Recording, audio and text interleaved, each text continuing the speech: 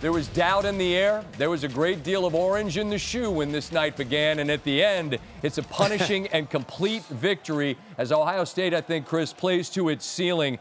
A long list of things that are impressive. I'm curious to your eyes. What stood out? Where do you begin? Poetically put, first of all, Scott, that was a great setup. The kind of intensity, Kirk, that can only be fueled by defiance on the Ohio State team's part.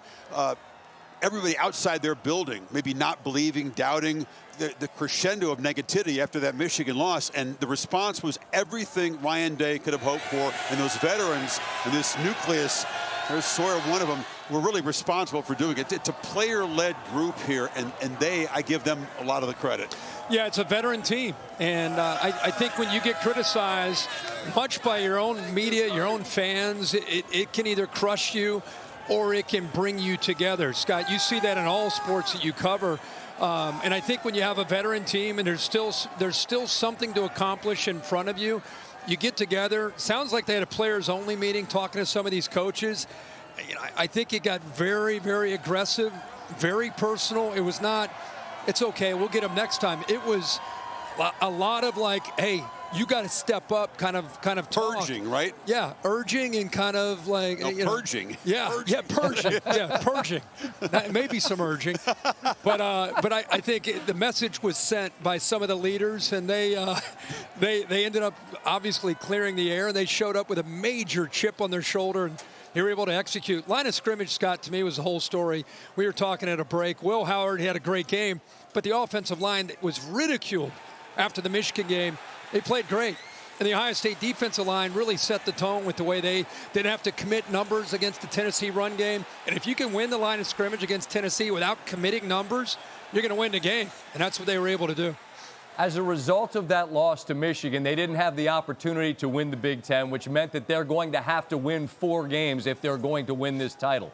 But a resounding victory like this, how does that impact the kind of trajectory that they perhaps might be on, with the understanding that what is up next is a very, very rugged Duck team that beat them by 1 earlier in Eugene?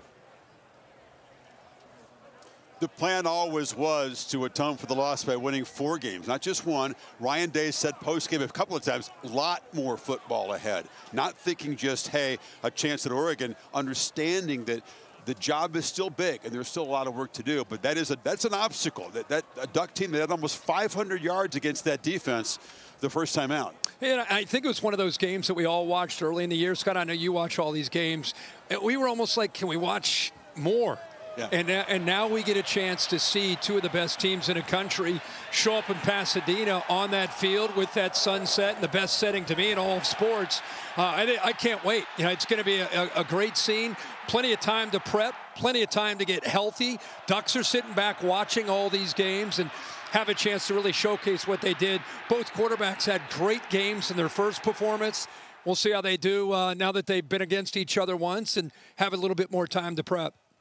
Not surprisingly, I think it landed with you the same way it did with me. A lot's changed in the world of football, but here we are in Pasadena, the old Pac-12 Big Ten showdown of the days of old, and now it's a conference rematch. I don't care. Who cares? You said it well, Herbie. That game, when it was over, it's like, put 60 more on the clock. Let's run it back. And they will coming up here in a week and change. Boys, be well. Merry Christmas in the middle, and look forward to visiting after those games are played, all right? All right, brother. Take care. Happy holidays. All right. I appreciate you both. Chris Fowler, Kirk Herbstreit. Best in our business, doing what they do. Well, it was super duper chalky. All 4 home favorites advance, all easily.